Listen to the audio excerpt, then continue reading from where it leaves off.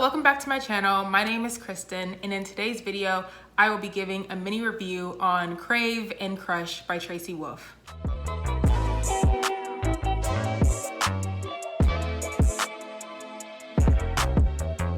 Now, if you follow me on Twitter, you probably already know how this video is gonna go. But for those who don't, and for those who want to hear in-depth thoughts on what I thought of this book, this video is for you. I'm going to try to keep this video as spoiler-free as possible so that any and everybody can watch this. We're gonna hop right on in on what I thought of Crave, the first book in the Crave series by Tracy Wolff. I read Crush back in August. It was something I was looking forward to because a lot of my friends had read it or were planning to read it. And so I was very excited to dive into this book. I read it, I loved it, and ended up being one of my favorite books that I read in the month of August. I even put a crown over the cover of Crave in my August wrap-up thumbnail. So it was definitely that book for me in the month of August. In Crave, we follow Grace, who has unfortunately lost both of her parents in a tragic accident.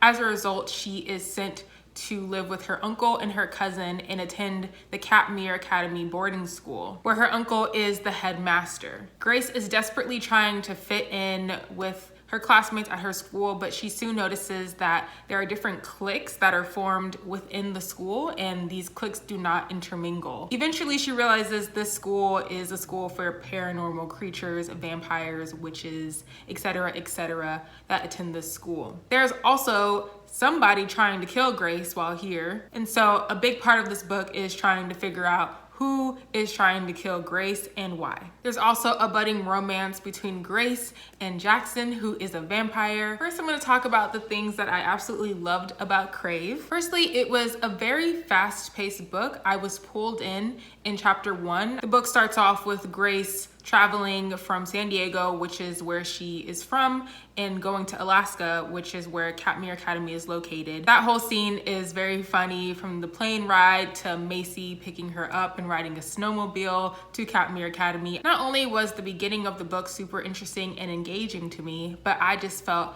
that it was nicely paced throughout the whole book. I really enjoyed getting to know all the characters in the book. They all brought a different personality to the story, all the way into the end when we finally get to know who is trying to kill Grace, and how that all goes down was very engaging. I was flipping the pages, especially towards the end, trying to see what happens, and the book does end on a cliffhanger, which made me that much more excited to pick up book number 2, which was released at the end of September 29th. Since I read Crave in August, I knew that I wouldn't have to wait that long to get into book number 2. Now let's talk about those characters that I grew to love in Crave. I really enjoyed Macy's character, that is Grace's cousin, who just accepts her and tries to make her feel welcome into Katmere Academy, and is just a super bubbly person who is always happy and always down for whatever. Macy is always there for Grace, which I absolutely loved, because Grace has just lost both of her parents. She has no family besides Macy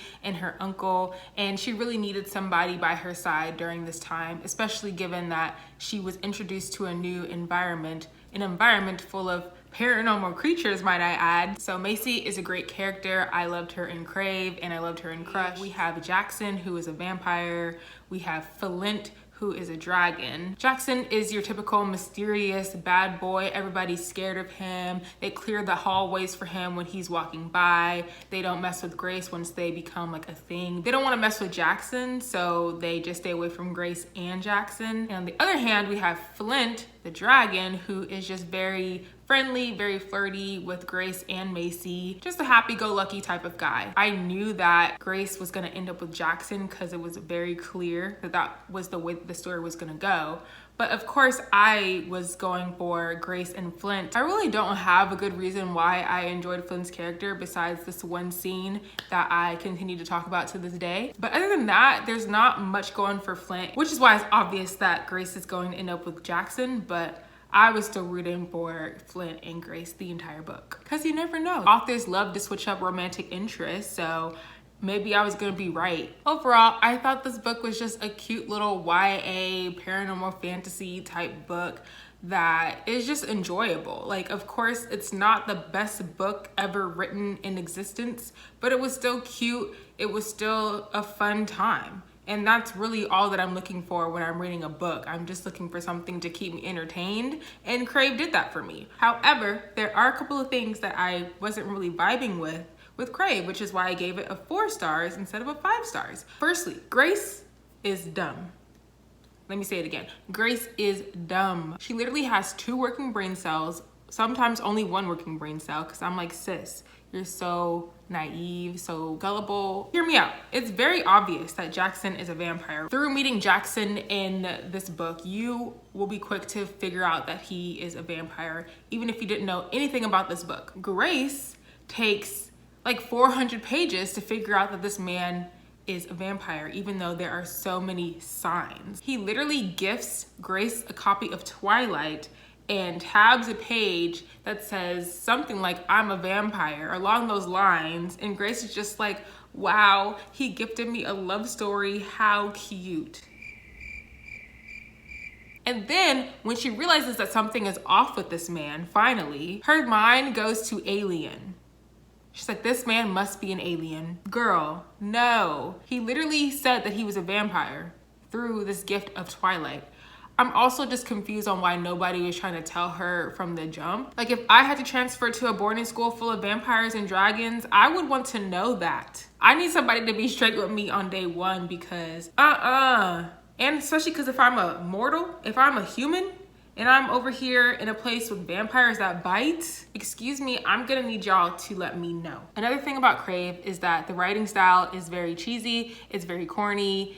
It is a young adult novel and it kind of reads like a high schooler wrote it. It has like a fan fiction type vibe to it, something that you might find on Wattpad. But that personally didn't bother me because I think it helped with the fast pace and getting through it very quick, which is why I'm saying it's not the best book to ever exist. So if you're the type of person who doesn't like corny, cheesy types of dialogue and a minimum amount of details within the book, then you're probably not going to like this book. But if you don't mind that, if you just want to read and get to the plot, hello, I love plot. If you just want to read about the plot, get a little bit of character interaction, then you're going to love this book. So those are my thoughts on Crave. And now it's time to talk about what I thought about Crush. Crave was released in April. Crush was released in September. So that's about a 6-month difference. And honestly, she should have taken a bit longer with Crush because man, that sunk. I was literally so hyped for Crush because again, I really enjoyed Crave, so why wouldn't I be excited for Crush? Christine and Jaleesa had planned a live stream to read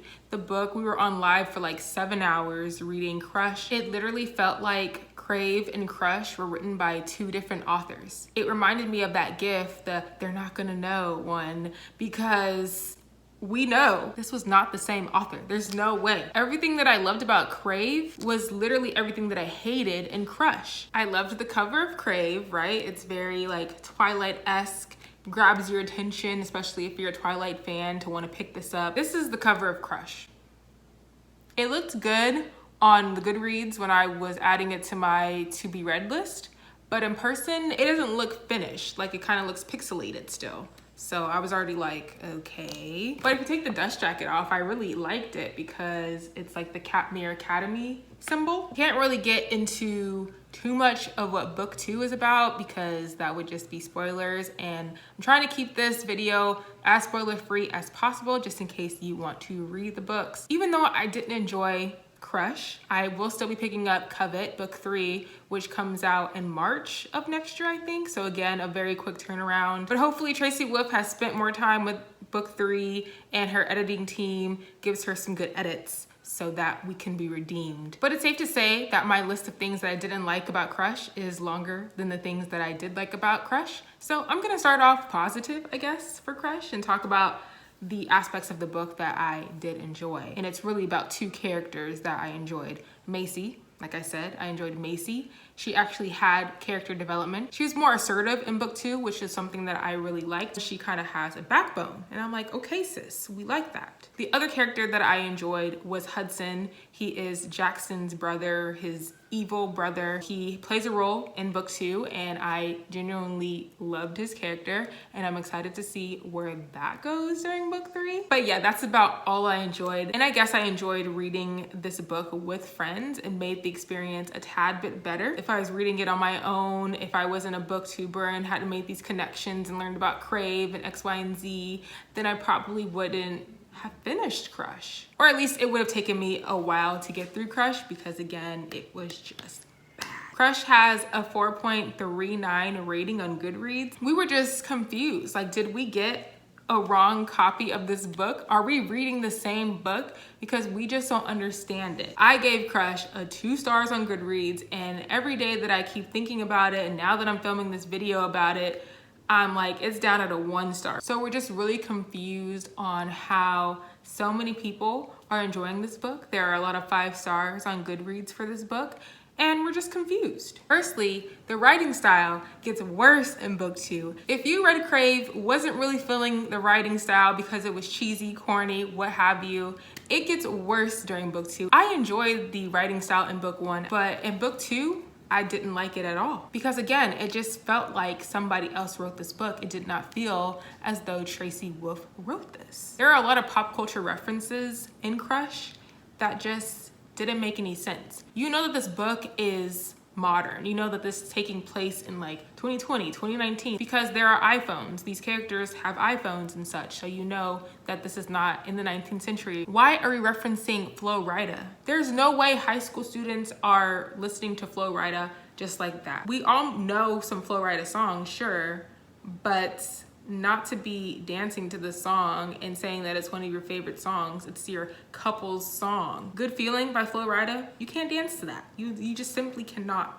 dance to that. It's not cute, it's not romantic, it's just a song. It's a good time song, but it's not a romantic song that you would call your couple song. Crush is almost 700 pages, which I was hyped about because I love a big book, but it didn't really have any plot. It was way too long. By page 200, there was still no plot. The storyline really picked up on like page 200, 250 or something. And that's when it started picking up in terms of what they're meant to be doing in this book.